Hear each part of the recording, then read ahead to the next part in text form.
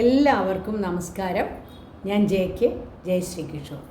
പതിവ് പോലെ തന്നെ ഇന്നും ഒരു കൊച്ചു കഥയുമായിട്ടാണ് ഞാൻ വന്നിട്ടുള്ളത്. ഇന്നത്തെ കഥ ഒരു ഭാര്യയെയും ഭർത്താവിനെയും കുറിച്ചാണ്. നമ്മൾ ഒരുപാട് ഭാര്യയും ഭർത്താക്കന്മാരെയും നമ്മൾക്ക് പരിചയമുണ്ടല്ലോ അല്ലേ? നമ്മൾ തന്നെ അങ്ങനെയാണല്ലോ. നമ്മളും ഒരു ഭാര്യയും ഒരു ഭർത്താവും, അല്ലെങ്കിൽ ഒരു ഭർത്താവും ഒരു ഭാര്യയും ഒക്കെ ആണല്ലോ. അപ്പോൾ എന്താണെന്ന് വെച്ചിട്ടുണ്ടെങ്കിൽ, ഒരുപാട് സ്നേഹത്തോടെ ഒരേ കുടക്കീഴിൽ സഹകരണത്തോടെ ജീവിക്കുന്ന ഭാര്യയും ഭർത്താവും. ഒരു ദിവസം രാവിലെ ഭാര്യ എഴുന്നേറ്റ് ഫ്രണ്ട് ഡോറ് തുറന്നു നോക്കുമ്പോൾ അവിടെ ഒരു ഗിഫ്റ്റ് ബോക്സ് ഇരിക്കുന്നു. ഗിഫ്റ്റ് ബോക്സ് കണ്ടപ്പോൾ ഇവർ അത്ഭുതപ്പെട്ടു. എന്താണാവോ ഇന്നത്തെ ദിവസത്തെ പ്രത്യേകത? അപ്പോൾ നോക്കിയപ്പോൾ ഇവരുടെ അഡ്രസ്സ് തന്നെയാണ്. അപ്പോൾ ഇവർ വിചാരിക്കും, എന്താ ഇന്നത്തെ പ്രത്യേകിച്ച്? ഇന്നിപ്പോൾ എൻ്റെ ബർത്ത്ഡേ ഒന്നുമല്ല, ഇനി എൻ്റെ ഹസ്ബൻഡിൻ്റെ ബർത്ത്ഡേയോ അല്ലെങ്കിൽ ഞങ്ങളുടെ ആനിവേഴ്സറിയോ എന്തെങ്കിലും ആണോ എന്ന് സംശയിച്ച് ഇവർ കലണ്ടറൊക്കെ എടുത്ത് നോക്കുമ്പോൾ അല്ല, ഹസ്ബൻഡിൻ്റെ ബർത്ത്ഡേ അല്ല, അവരുടെ ആനിവേഴ്സറി അല്ല, ഒന്നുമല്ല. അപ്പോൾ വിചാരിക്കും എന്തായിരിക്കും പിന്നെ ഒരു ഗിഫ്റ്റ് ബോക്സ്? എന്തായാലും സംശയിച്ചിട്ടാണെങ്കിലും അവർ ആ ഗിഫ്റ്റ് ബോക്സ് തുറന്നു നോക്കുമ്പോൾ അതിൻ്റെ ഉള്ളിൽ ഒരു ബട്ടണാണ്. എന്നിട്ട് ഒരു ലെറ്ററുമുണ്ട്. ആ ലെറ്ററിൽ എന്താ എഴുതിയിരിക്കുന്നത് വെച്ചാൽ, ഈ ബട്ടൺ അമർത്തിയാൽ നിങ്ങൾക്കറിയാത്ത ഒരാൾ നിങ്ങളുടെ കൺമുൻപിലല്ലാതെ മരിക്കും, പക്ഷേ നിങ്ങൾക്ക് 50 ലക്ഷം രൂപ കിട്ടും. അപ്പോൾ ഇവർക്കാകെ അത്ഭുതമാവുമേ, അതെങ്ങനെയത്? അവർ വേഗം പോയി അവരെ ഭർത്താവിനെ വിളിച്ചുണർത്തു. എന്നിട്ട് പറയും, നോക്കൂ, നമുക്ക് വന്നിരിക്കുന്ന ഒരു ഇത് കണ്ടില്ലേ, ഈ ഗിഫ്റ്റ് ബോക്സിൽ ഇങ്ങനെയാണ് എഴുതിയിരിക്കുന്നത്. അപ്പോൾ നമുക്ക് ഈ ബട്ടൺ അമർത്തിയാൽ നമുക്ക് 50 ലക്ഷം രൂപ കിട്ടുമല്ലോ.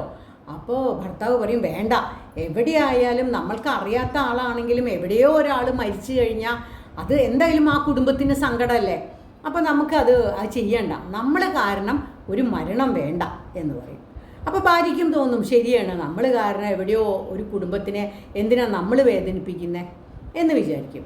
പക്ഷെ പിന്നെ കുറച്ച് നേരം കഴിയുമ്പോൾ ഇവർക്ക് തോന്നും, ഇത് അമർത്തിയാലോ, കിട്ടാൻ പോകുന്നത് 50 ലക്ഷം രൂപയാണ്. 50 ലക്ഷത്തിലും രൂപയൊക്കെയുള്ള ഒരുപാട് കാര്യങ്ങളുണ്ട് ചെയ്യാൻ വേണ്ടിയിട്ട്, ഒരുപാട് പ്രശ്നങ്ങൾ അവരുടെ ഉണ്ട്, അതൊക്കെ തീർന്നു കിട്ടും. അപ്പോൾ വിചാരിക്കും, ചെയ്താലോ എന്നാൽ അത്. അപ്പോൾ ഭർത്താവ് പറയും, വേണ്ട, എന്തിനാ വെറുതെ, നമുക്കിനി അങ്ങനെ വേണ്ട, ചെയ്യണ്ട, അങ്ങനെ ഒന്നും ചെയ്യണ്ട. അപ്പോൾ ഭർത്താവ് നമുക്ക് ചെയ്താലോ? അപ്പോൾ ഭാര്യ പറയും, വേണ്ട, നമ്മൾ കാരണം ഇനിയിപ്പോൾ ഒരാൾ മരിക്കണ്ട. വീണ്ടും അതെടുത്ത് വയ്ക്കും.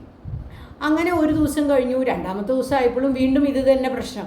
നമുക്ക് ഈ ബട്ടൺ ഒന്ന് അമർത്തി നോക്കിയാലോ, കിട്ടാൻ പോകുന്നത് 50 ലക്ഷം രൂപയാണ്.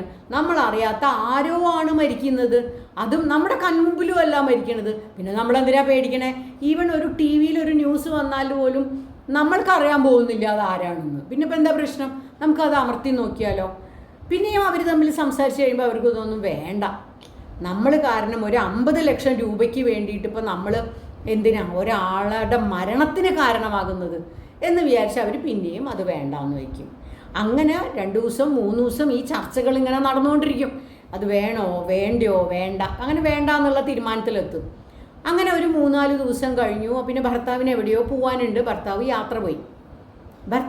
യാത്ര പോയി കഴിഞ്ഞ് പിന്നെയും ഭാര്യയ്ക്ക് വീട്ടിലത്തെ ജോലിയൊക്കെ കഴിഞ്ഞപ്പോൾ പിന്നെയും തോന്നുകയാണ്, ശടാ, ഇതൊന്ന് അമർത്തി നോക്കിയാലോ. ഇത് അമർത്തിയാൽ കിട്ടാൻ പോകുന്നത് 50 ലക്ഷം രൂപയാണ്. നമുക്കറിയാത്ത ആരോ ആണ് മരിക്കുന്നത്.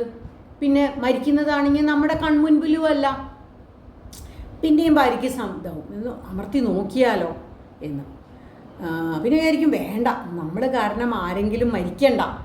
ഇങ്ങനെയൊക്കെ വിചാരിച്ച് അവസാനം ഇവർ വിചാരിക്കും, അമർത്തിയേക്കാം, എന്താപ്പോൾ സംഭവിക്കാൻ പോണേ, നമുക്കറിയാത്ത ആരോ അല്ലേ മരിക്കുന്നത്. പിന്നെ മാത്രമല്ല, നമ്മുടെ കൺമുമ്പിലും അല്ലല്ലോ മരിക്കുന്നത്. കിട്ടാൻ പോകുന്നതാണെങ്കിൽ 50 ലക്ഷം രൂപ. നമ്മൾ ഇതിലൊന്നും ചെയ്യുന്നില്ല, നമ്മൾ ആരെയും കൊല്ലണമെന്ന് നമ്മൾ ആഗ്രഹിക്കുന്നില്ല.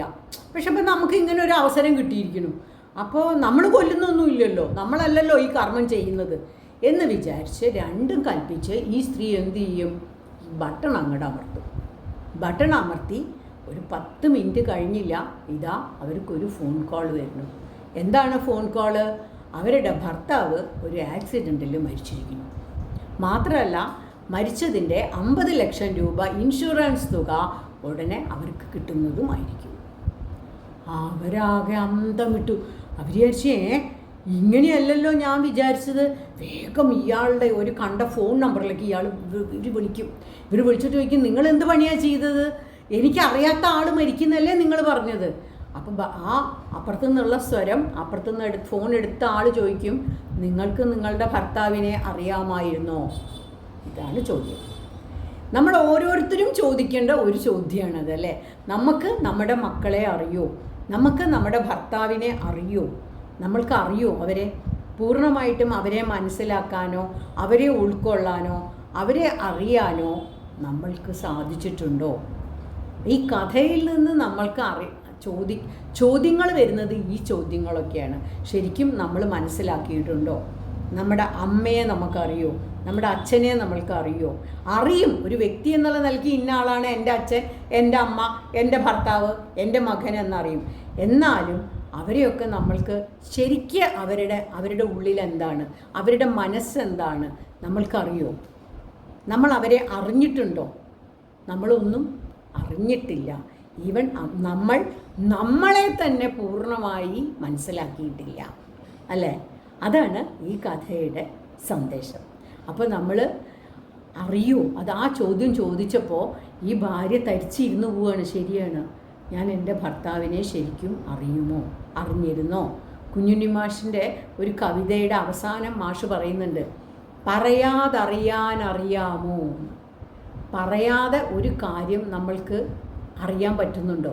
ആരുടെയെങ്കിലും കാര്യങ്ങൾ അറിയാൻ പറ്റുന്നില്ല. അപ്പോൾ നമ്മൾ ആരെയും പൂർണ്ണമായി മനസ്സിലാക്കിയിട്ടില്ല. ഈവൻ നമ്മളെ പോലും മനസ്സിലാക്കിയിട്ടില്ല. പിന്നെ എങ്ങനെ നമ്മൾ മറ്റൊരാളെ മനസ്സിലാക്കുമല്ലേ? ഈ കൊച്ചു കഥ ഷെയർ ചെയ്തുകൊണ്ട് എല്ലാവർക്കും നന്ദി, നമസ്കാരം.